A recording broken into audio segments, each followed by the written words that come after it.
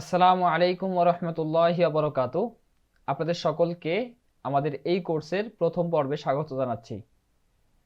তো আজকে আমরা দেখব যে আমরা এই কোর্সে কি কি শিখতে যাচ্ছি এবং কিভাবে আমরা ব্লেন্ডার সফটওয়্যারটা ইনস্টল করব এবং ডাউনলোড করব। ঠিক আছে? তো চলেন শুরু করা যাক। তো এই কোর্সে আমি কমপ্লিট ব্লেন্ডার মডেলিং নিয়ে কথা বলবো এবং কিভাবে আপনি ব্লেন্ডারের মধ্যে কমপ্লিট 3D মডেলিং করতে পারবেন, যে কোনো কিছু মডেল ক্রিয়েট করতে পারবেন, তার কমপ্লিট গাইডলাইন দেব ইনশাল্লাহ। তো আমাদের এখানে মোট 100টা ক্লাস থাকবে। এখানে আপনারা দেখতে পাচ্ছেন যে আমাদের এখানে টপিকগুলো খুবই গুরুত্বপূর্ণ, সব টপিকগুলো আমরা এখানে দিয়ে রাখছি এবং অনেকগুলো প্রজেক্ট আছে এবং এখানে আরও অনেকগুলো প্রজেক্ট অ্যাড হবে। তো অবশ্যই আশা করি আপনাদের কোর্সটা থেকে অনেক হেল্প হবে। তো যারা ভিডিও দেখবেন তারা অবশ্যই কোর্সটা শুরু থেকে একদম শুরু থেকে সবগুলো ভিডিও দেখবেন এবং ভিডিওগুলো দেখলেই আশা করি আপনারা খুব ভালোভাবে শিখতে পারবেন ইনশাআল্লাহ। তো চলেন আমাদের সফটওয়্যার ডাউনলোড এবং ইনস্টল করা যাক। ওকে, তো সফটওয়্যার ডাউনলোড এবং ইনস্টল করতে হলে আপনাকে যেটা করতে হবে, blender.org এখানে যাবেন, blender.org।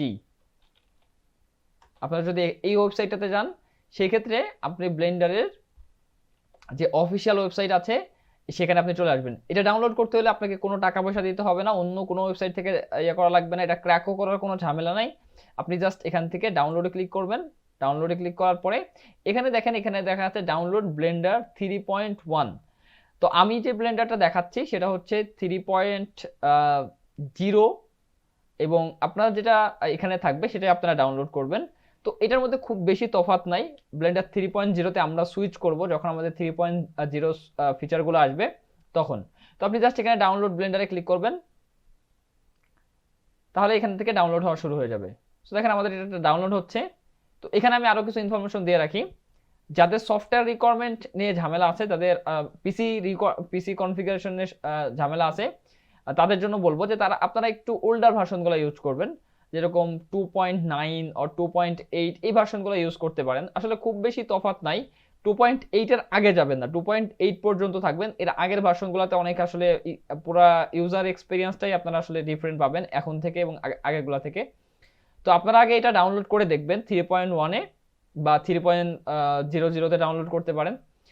আর আপনারা অনেকে হয়তো প্রশ্ন করবেন যে আপনার এখানে পিসির কনফিগারেশনটা মানে কি পরিমাণে দরকার, বা আপনার কোন পিসিতে আপনি এই ব্লেন্ডারটা চালাইতে পারবেন। তো আমার ব্লেন্ডারের যে রিকোয়ারমেন্ট আছে, আপনি যদি এখানে রিকোয়ারমেন্টটা যান আপনি নিজে এখানে দেখতে পারবেন।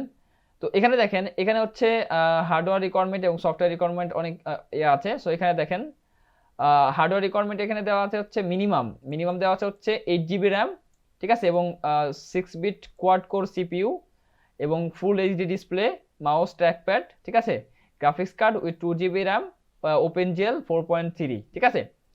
তো এখন যেটা বিষয় এখানে আসলে বেশ এখানে কিছুটা আপডেট করা হয়েছে, আগে কিছুটা কম ছিল। আমি যখন এর আগে দেখছিলাম যে এখানে হচ্ছে কোর i3 এবং 4 GB র্যামেও চলতো। বাট এটা বিষয় না যে এখানে এরা রিকোয়ারমেন্ট দিয়ে রাখছে যে এর নিচে চলবে না, এরকম না, অবশ্যই চলবে। আমি নিজেও চালাইছি এবং এখনও চালাচ্ছি। এই পিসিতে না, আমাদের আরও পিসি আছে, আমি ওই পিসিগুলোতে চালাইছি। কোর i3 4 GB র্যামের মধ্যেও আমি ব্লেন্ডার চালানো হয়েছে। তো মোটামুটি চলে আর কি। যখন আপনি রেন্ডার দিতে যাবেন তখন কিন্তু একটু ল্যাগ করতে পারে বা একটু টাইম নিতে পারে, আপনি হেভি কাজ করতে পারবেন না।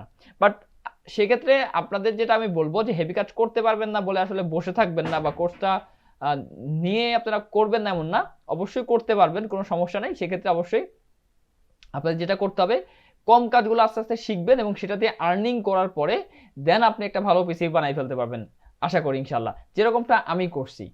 তো আমি যেটা বলবো যে কোর i3 মিনিমাম আপনারা র্যামটা চেষ্টা করবেন যেন 8 GB থাকে। 4 GB থাকলে চলবে বাট অনেক ল্যাগ করবে, ঠিক আছে। আর 8 GB থাকলে ইনশাল্লাহ বেটারভাবে কাজ করতে পারবেন আপনারা। আর এখানে দেখতে পাচ্ছেন যে রেকমেন্ডেড দিয়ে রাখছে। আর এর উপরে যত ভালো হয়, মানে যত বেশি আপনার থাকে, মানে যত ভালো কম্পিউটার আপনার থাকুক না কেন, কাজ কিন্তু অনেক ভালো হবে, ঠিক আছে। তো এই হচ্ছে বিষয়। তো এখানে আপনারা কিছু এররে পড়তে পারেন, আমি যে এররগুলো বলে দিব সেটা হচ্ছে যে আপনারা স্ক্রিনে যে ইররটা দেখতে পাচ্ছেন এরকম একটা ইরর আসতে পারে আপনারা যখন কম্পিউটারটা ওপেন করবেন, বা সরি ব্লেন্ডারটা যখন ওপেন করবেন ইনস্টল করার পরে।